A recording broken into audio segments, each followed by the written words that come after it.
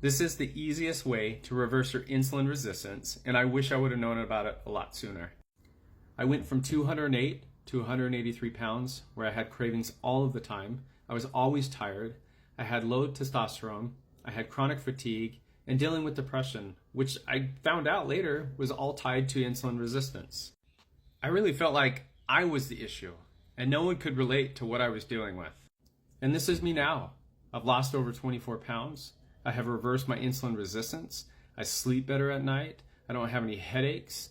I have more energy than I ever had before. I'm not craving energy drinks. So before I get into how to reverse insulin resistance, you have to understand a couple things. And that is, when we eat carbohydrates, it impacts our blood sugar levels. And that's because those carbohydrates get broken down into sugar, and that sugar causes our blood sugar to rise.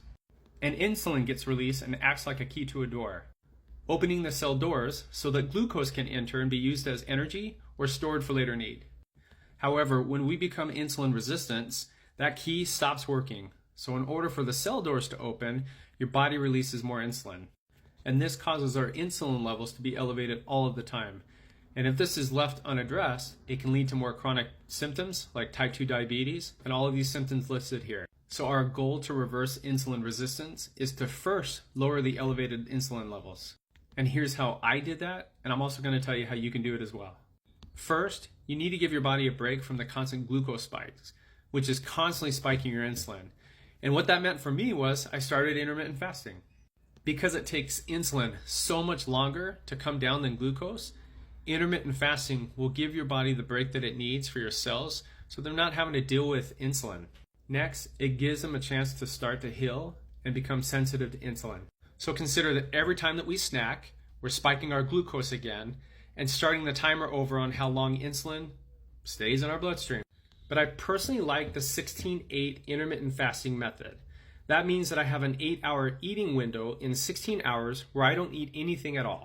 I eat at noon, and then I eat at 8 p.m., and then I don't eat until the next day. I skip breakfast, and then I start again at noon. If you've tried intermittent fasting before and you got headaches, you got the shakes, you got hangry, people said that you turn into this mean person, you're constantly thinking about food. I use this to control my appetite. I use this to control my cravings. It helps me to speed up the fat burning process. Now, when you eat and you have that first meal, it's really important that you focus on having sufficient fiber, protein, healthy fats, complex carbs, and if you actually eat it in that order, it actually helps to keep your glucose much lower. Now, most people are fiber deficient, so what I do is I supplement with this product, which is a blend of 9 soluble and insoluble plant-based fibers, which is specifically designed to absorb excess carbohydrates and keep my glucose levels low. Lower glucose, lower insulin.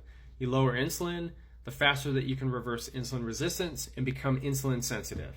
And as you reverse insulin resistance and become insulin sensitive, you are going to feel absolutely amazing.